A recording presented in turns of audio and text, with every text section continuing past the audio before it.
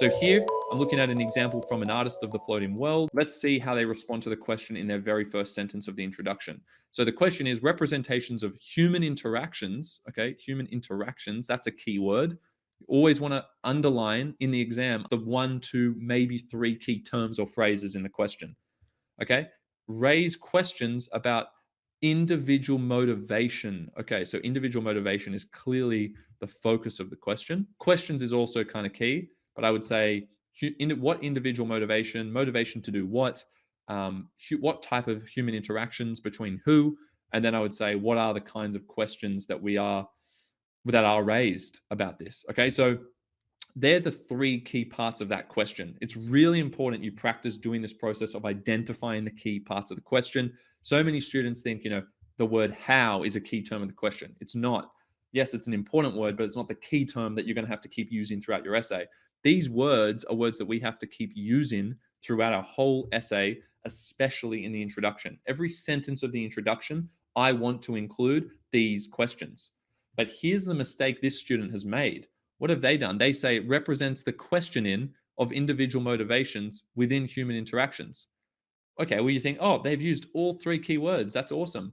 They've just repeated the question, though. Hopefully, you spotted that straight away. They have not said anything more specific than what this already said. So be careful not to do what I think here is a warm up sentence. This student has just started writing, right? They've just written this up as a warm up. And then in their next sentence, which I'll show you in a second, they're probably going to be a lot more sophisticated and a lot more specific.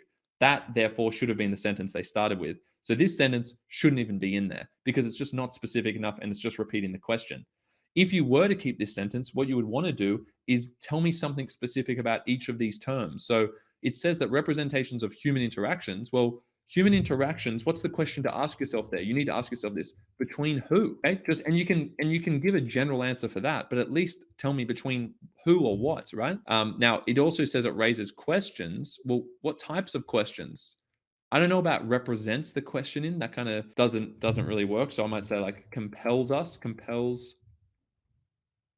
readers. That's like encourages readers to question. Now I've got to say something that they're questioning, something about individual motivations, what the legitimacy, validity, self-serving nature. I'm just making these up, by the way. These are just things that you can fill in. I'm not saying these are the precise ones you would use for this, but hopefully you can see based on your own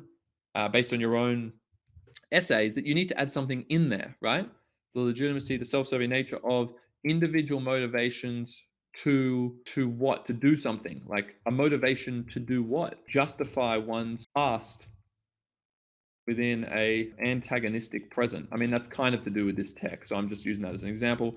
And then I would have to rethink about the human interactions part, right? So you don't have to keep saying, this is another problem students make as well. They see human interactions and they try and reuse that phrase every time. But because that's a really bulky phrase, like it's 2 words, it's interactions, it's you're going to be kind of limited. You're going to find it hard to say something specific if you use those precise words. So you actually want to use derivatives of the key term. So interact is sufficient. And I think that allows a lot more flexibility with being specific about the question. So be flexible by using derivatives of the words of the question. Don't use synonyms, use the actual word, but interact and interaction, they're the same word.